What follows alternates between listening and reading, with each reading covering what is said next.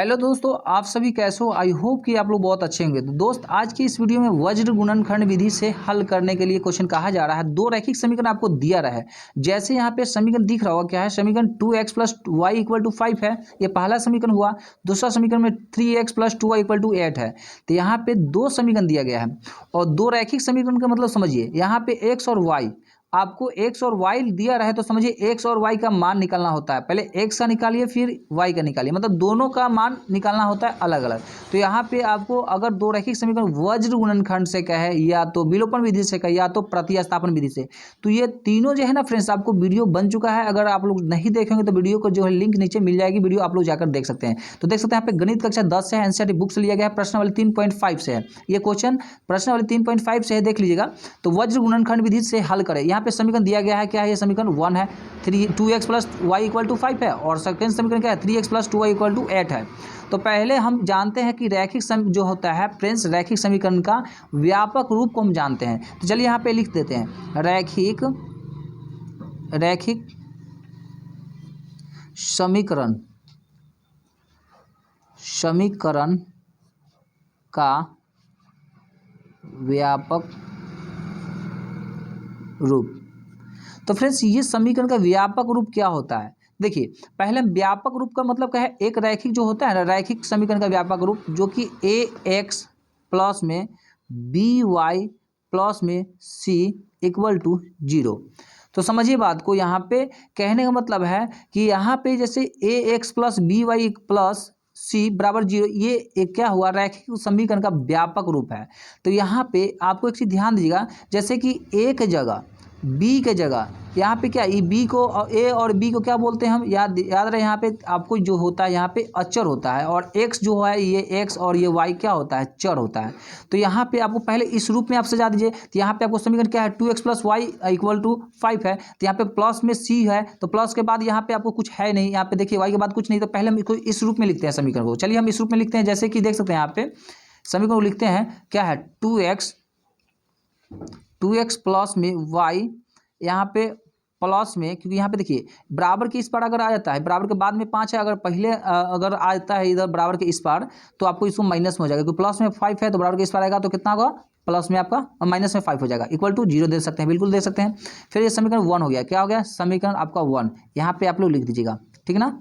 चलिए अब नेक्स्ट क्या है, देख सकते हैं यहाँ पे। उसके बाद में क्या है, सेकेंड समीकरण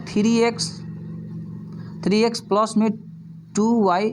देखिए यहाँ पे प्लस में 8 है, बराबर के इस पार में है, अगर बराबर के इधर आएगा तो चिन्ह क्या होता है, बदला बदली होता है, मतलब आपस में बदल जाता है। तो बराबर के इस पार में प्लस है, तो बराबर के इस पार आएगा तो माइनस में हो जाएगा। तो माइनस में 8 लिख दीजिएगा, बराबर में क्या 0। ये आपका समीकरण क्या हो जाएगा, समीकरण 2 हो जाएगा। तो फ्रेंड्स ध्यान दीजिएगा, यहाँ पे आपको ये समीकरण 2 हो गया, ठीक ना। देखिए किस रूप में हो गया, तो इसका इस रूप में दिख रहा है ना आपको, ax + by + c बराबर में 0। तो इस रूप में आपको दिख रहा है, यहाँ भी दिख रहा है समीकरण 1 और समीकरण 2, आपको दोनों इस व्यापक रूप में आपको आ गया। अब इसको वज्र गुणनखंड का फॉर्मूला पे आपको सिद्ध करने के लिए कहा जाएगा। तो कैसे सोल्व करते हैं, पहले हम ये भी अलग अलग लिख लेते हैं विस्तार से। देखिए यहाँ पे पहले लिख लीजिएगा, यहाँ पे पहले इसको हम जानना चाहते हैं फ्रेंड्स, क्या इसको जो बोलते हैं ए को बोलते हैं, इसको ए, पहला जो ये होगा ना इसको ए बोलेंगे। यहाँ पे कुछ नहीं है तो मतलब 1 है, तो इसको बी बोलेंगे। यहाँ पे इसको क्या बोलेंगे, सी बोलते हैं। तो पहले हम इस तरह से लिख लेते हैं, जैसे कि देख सकते हैं यहाँ पे A1 में इसको बोलेंगे, क्योंकि पहला जो है 2 है तो A1 हो जाएगा ये, कॉमा क्या है यहाँ पे B1, यहाँ पे B है, मतलब यहाँ पे A था और ये B है, तो B1 मतलब B का पहला जो लेटर है, देखिए यहाँ पे क्या है, कुछ नहीं है तो यहाँ पे 1 होगा। तो B1 में आप 1 लिख सकते हैं, क्या 1, कुछ नहीं है मतलब 1 है। तो कहने मतलब उसके बाद देखिए यहाँ पे C, यहाँ पे देखिए C है, तो C के जगह क्या है आपका, C के जगह माइनस में 5 है, तो माइनस में 5 आप लिख दीजिएगा, ठीक है। यहाँ तक आप लोग समझ गए। फिर देखिए यहाँ पे सेकेंड समीकरण वाले को लिखते हैं, जैसे कि देख सकते हैं यहाँ पे देखिए जस्ट इसी के नीचे वाला A1 के नीचे वाला A2 होगा, क्योंकि आप लोग जानते हैं A के बाद तो A1 के बाद तो A2 ही होगा ना। तो A2 बराबर में क्या हो जाएगा, ये 3 हो जाएगा, तो 3 लिख लीजिएगा, कॉमा दे दीजिएगा। देखिए यहाँ पे देखिए यहाँ पे B था सेकेंड वाले में, तो B के जस्ट नीचे में क्या B1 के नीचे B2 होगा, तो B2 यहाँ पे लिख देते हैं, बराबर में क्या है 2 है, तो 2 लिख दीजिएगा, ध्यान दीजिएगा। और उसके बाद देखिए यहाँ पे C, यहाँ पे भी C था, C1 के जस्ट नीचे क्या होता है, C2 होता है, तो C2 यहाँ पे आप लिख दीजिएगा कितना, तो माइनस में 8 है, तो माइनस में 8 लिख दीजिएगा। तो फ्रेंड्स यहाँ पे इस तरह से पहले आप लोग इसका जो है ना ढांचा तैयार कर लीजिएगा। जैसे कि A1 में क्या होगा 2 होगा, B1 में 1 होगा और C1 में -5 है, ठीक है।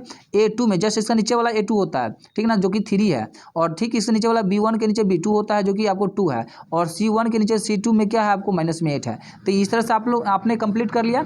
चलिए अब इसको वज्र गुणनखंड के फॉर्मूला, जैसे सूत्र जो होता है वज्र गुणन को हम उसका सूत्र लिखते हैं। चलिए तो हम पहले सूत्र लिखते हैं। सूत्र क्या होता है ध्यान दीजिएगा फ्रेंड्स। सूत्र हम लिखना चाहते हैं, देखिए यहाँ पे पहले इसको एक सूत्र का एक ट्रिक हम आपको बताना चाहते हैं, ध्यान दीजिएगा। ट्रिक पहले स्टेप में आपको x वाला का होता है, फिर उसके बाद में y वाला का होता है, ठीक है, ध्यान दीजिएगा। और फिर उसके बाद में क्या होता है 1 वाला होता है, ठीक है। 3 स्टेप में होता है, इतना आप लोग ध्यान दीजिएगा।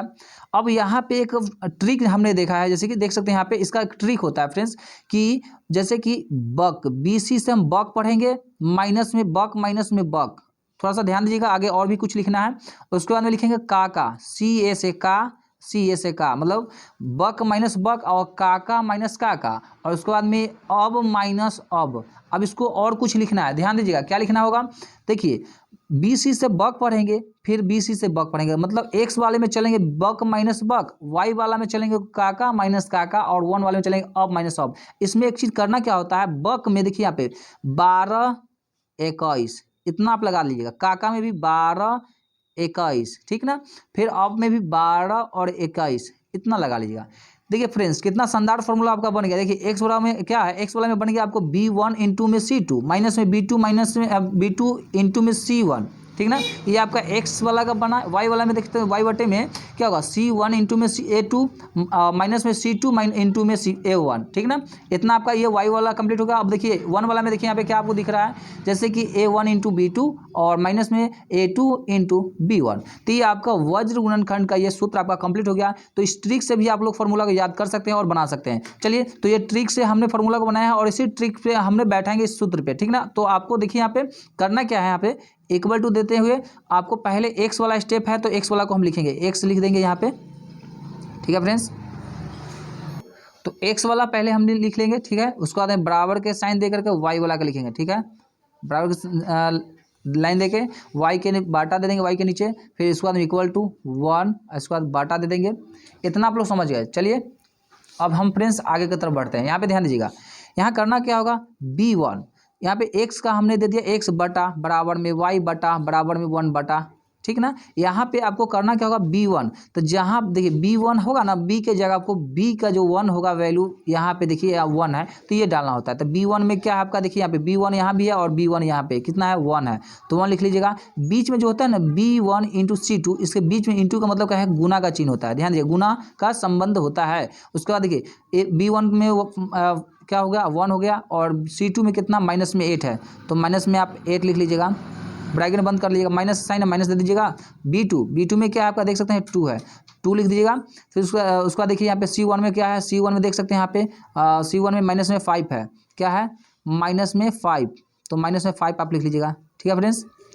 उसके बाद देखिए यहाँ पे वाई वाला में, चलिए वाई वाला में देख सकते हैं यहाँ पे क्या है फ्रेंड्स, वाई वाला में आपको C1 कह रहा है, C1 में क्या है आपका माइनस में 5 है, तो माइनस में 5 आप लिख लीजिएगा, ठीक है।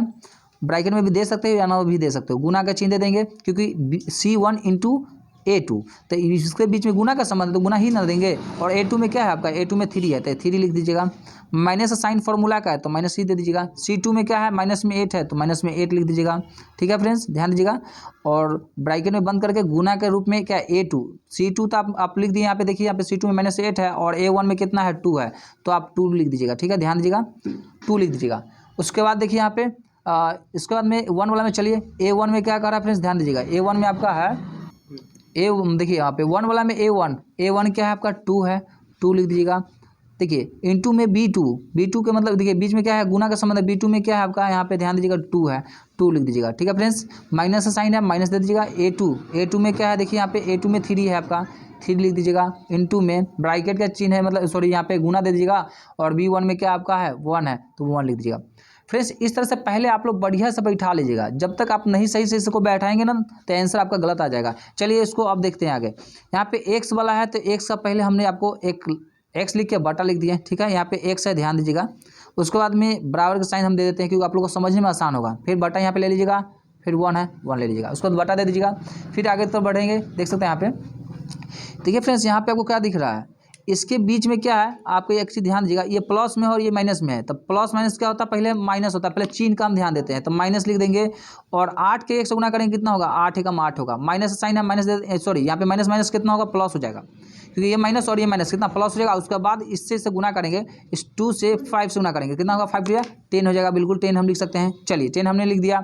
उसके बाद ध्यान दीजिएगा फ्रेंड्स, पहले हम चिन्ह को जो होता है, साइन जो होता है ना, चिन्ह, उसको हम पहले हम काम करते हैं। देखिए माइनस में, ये प्लस में है, तो प्लस माइनस क्या होगा, माइनस होगा। और इससे अगर गुना करते हैं 5 को 3 से, कितना होगा 15 होगा, तो 15 आप यहाँ पे लिख दीजिएगा, ठीक है फ्रेंड्स। उसके बाद माइनस साइन है, माइनस दे दीजिएगा, और माइनस माइनस क्या होगा, प्लस होगा। सॉरी यहाँ पे देखिए, यहाँ पे माइनस और माइनस कितना प्लस होगा, पहले हम चिन्ह के काम करेंगे, ध्यान दीजिएगा। उसके बाद में 8 को अगर 2 से गुना करेंगे फ्रेंड्स, तो कितना होगा, 8 दूनी 16 हो जाएगा, 16 लिख दीजिएगा। उसके बाद देखिए यहाँ पे 2 को 2 से गुना करेंगे, कितना होगा 4 होगा।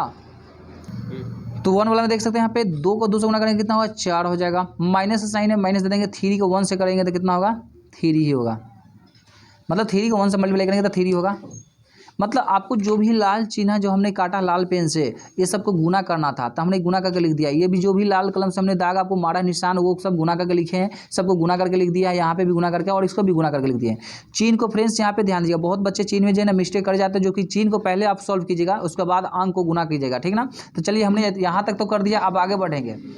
आगे आपको दिख रहा होगा फ्रेंड्स क्या करना है, यहाँ पे पहले हम एक्स का हम दे देंगे एक्स, ठीक है फ्रेंड्स, और बटा का चिन्ह दे देंगे, ठीक है। यहाँ पे वाई दे देंगे, फिर बटा का चिन्ह दे देंगे, इससे आपको आसान होगा समझने फ्रेंड्स। और फिर वहाँ पे 1 दे देंगे, फिर बटा का चिन्ह। अब देखिए यहाँ पे प्लस माइनस क्या होगा, माइनस होता है, लेकिन चिन्ह हमेशा बड़ा का ही होता है, ध्यान है। प्लस में 10 है तो प्लस में ही होगा, तो घटाएंगे कितना, 10 में से अगर 8 घटेगा तो 2 हो जाएगा, ठीक है। यहाँ पे देखिए माइनस में 15 है और प्लस में 16 है, तो प्लस माइनस माइनस होता है, ये सब लोग जानते हैं और आप लोग भी जानते हो। चलिए यहाँ पे इसको अगर घटाते हैं 16 में से 15 तक कितना 1 होगा, और 1 इसलिए होगा क्योंकि यहाँ पे देखिए यहाँ प्लस में आपको 16 है, 12 अंक का ही चिन्ह का वैल्यू होता है। उसको देखिए 4 में से अगर 3 घटा दे तो कितना होता है, 1 होता है। फ्रेंड्स यहाँ तक आप लोग समझ गए। चलिए हम आगे की तरफ और बताते हैं, जैसे कि आपको एक्स का मान निकालना होगा, फिर वाई का मान निकालना होता है। चलिए तो पहले हम क्या करेंगे, पहले एक्स वाले के साथ में इससे हम लास्ट वाले को तुलना करेंगे, फिर वाई वाले के साथ में लास्ट वाले को तुलना करेंगे। तो हम एक्स से पहले मान निकालेंगे, तो चलिए हम तुलना करते हैं। यहाँ पे क्या है, ऐसे भी आप समझ सकते हैं, 1 से 1 अगर कैंसिल होगा तो बच जाएगा एक्स बराबर यही, और वाई बराबर में बचेगा आपको 1, मतलब एक्स बराबर 2 और वाई बराबर 1। लेकिन समझने के लिए आपको आसान होगा। चलिए एक्स बटे में 2 है, पहले हम एक्स का वैल्यू निकालेंगे तो तुलना करेंगे किससे, 1/1 से। ये 1/1 से इक्वल टू दे दीजिए 1/1।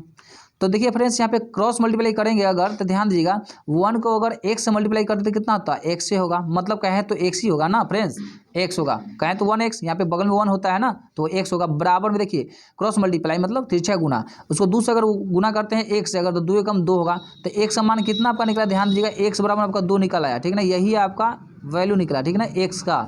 उसके बाद देखिए अब चलिए हमको y का निकालना होगा, क्या निकालना है, y का।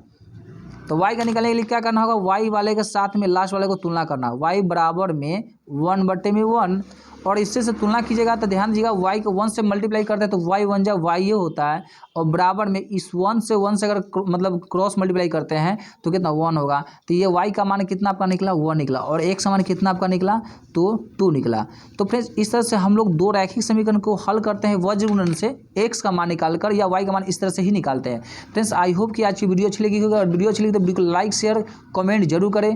फिर मिलेंगे नेक्स्ट वीडियो में, तब तक के लिए जय हिंद।